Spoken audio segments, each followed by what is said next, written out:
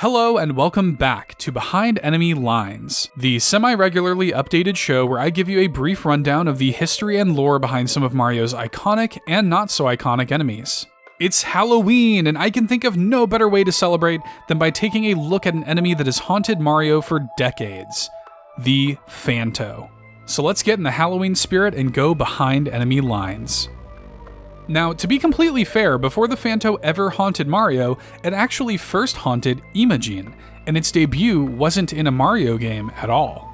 You probably already know that the American version of Super Mario Bros. 2 for the NES was originally released as Yume Kojo Doki Doki Panic for the Famicom in Japan. The story behind Mario 2 being essentially a reskin of that game with Mario characters in America is well-worn ground on the internet, so I won't belabor that point here. But in order to properly recount the history and lore of the Phanto, we first have to take a quick look at Yume Kojo Doki Doki Panic itself.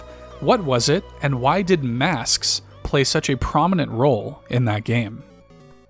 Yume Kojo translates roughly in English to Dream Machine, or really Dream Factory.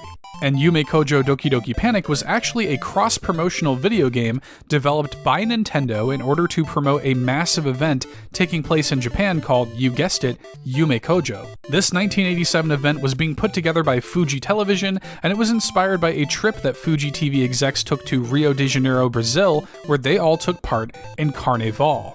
So the idea was to create an event in Japan that was massive in scale and evoked the spirit of Carnival while also celebrating new media and technology. The idea was that people, and especially the youth, could interact with exciting new technology and be swept up and inspired by the imagination of it all. It was a literal investment in dreams to inspire the future generations and plant the seeds of imagination in their young minds.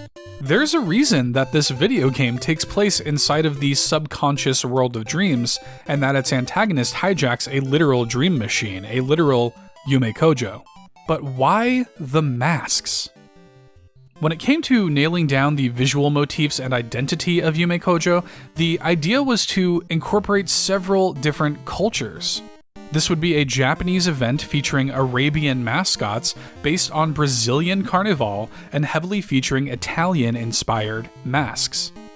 And the promotional campaign for Yume Kojo in the year leading up to the event was massive, to include commercials, radio and television spots, music, video games, and of course, lots and lots of merchandise like these masks, which they called Imaginia masks.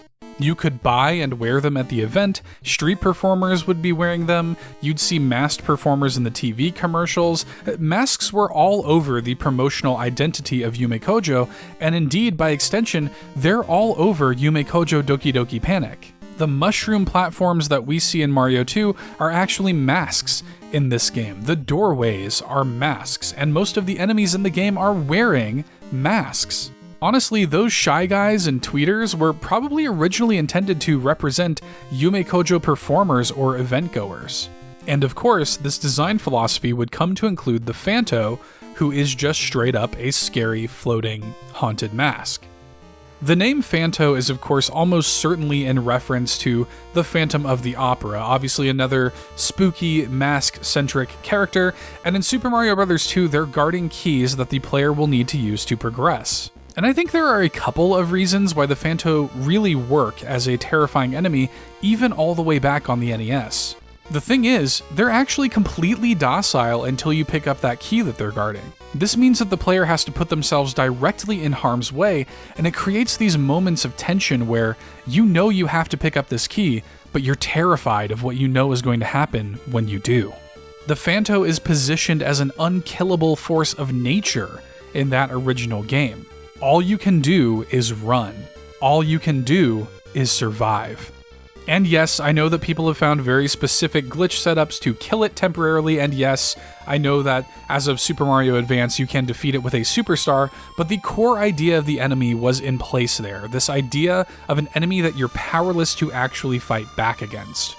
This depowering of the player is a concept that we've seen adapted in many effective modern horror games. Games that are considered stalwart classics of the genre today.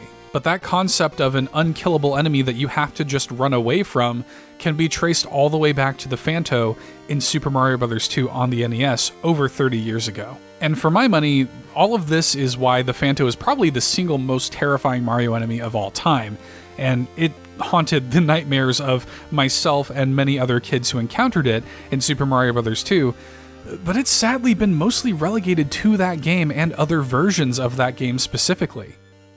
We saw giant Phantos in BS Super Mario USA, a pseudo-sequel to Mario 2 for the Satellaview, and it did have an appearance in Super Mario Kun because, say it with me folks, what didn't appear in Super Mario Kun? The Phanto has even appeared in a couple of quick scenes in the Super Mario Bros. Super Show, where a Phanto chases Mario and the gang out of a pyramid, and, is a member of Judge Koopa's jury during the most ludicrous, inflammatory court case of all time. If you thought Super Mario Sunshine was bad, go back and watch the episode Escape from Koopatraz. But yes, the Phanto unfortunately is something that is mostly used in passing reference now. You could find a Phanto mask treasure in Kirby Superstar Ultra's Great Cave Offensive, which is admittedly pretty cool. The sprite work of its cold, unfeeling, masked visage is embroidered into the rugs and carpets of Shy Guy Bazaar in Mario Kart 7 and Mario Kart Tour, likely in reference to Phanto's prominence in the same game that Shy Guy debuted in. And it was patched into Super Mario Maker 2 with the version 3.0.0 update, and that has led to some fun, user-created levels from fans who can appreciate the abject horror of being chased by a Phanto. And just to play the entire tape and be absolutely fair and present everything, Nintendo did officially acknowledge the Phanto back in 2014 with this weird Phanto horror movie poster thing they uploaded to their Facebook page as hashtag Nintendo Halloween promotional material. It's got a Phanto bursting through a dark brick wall with creepy text at the bottom reading "Don't touch the key," but I just gotta say, ghost houses or spooky levels in general are still very much a thing in modern Mario games. Could you imagine how much spookier and threatening they would be with the dreaded Phanto stalking you through their halls, being chased by this haunting, unstoppable force of death? Would it really kill us to put a Phanto in one of these levels in a modern Mario game? Actually, okay, yeah, it probably would kill us. Poor choice of words there. Anyway, what do you think? Do you want to see the Phanto return to the Mario franchise? Comment below and let me know. And what Mario enemies do you want to see get an episode of Behind Enemy Lines? Feel free to leave me some suggestions, and don't worry, nothing is too obscure. I've got a long list of Mario enemies that I want to do episodes on, but did you know that there's a way you can get your suggestion bumped up to the top of that list? That's right, over on patreon.com/allinpodcast, our Golden Banana and Triforce tier patrons get voting rights on things like episodes of Behind Enemy Lines, and voted this very episode into existence. None of this is possible without these amazing people and their incredible support. Links are in the description below if you would like to join their ranks. Thank you all so much for watching. I love you all very much. We will see you in the next one, but until then, have a happy and safe Halloween. Bye, guys.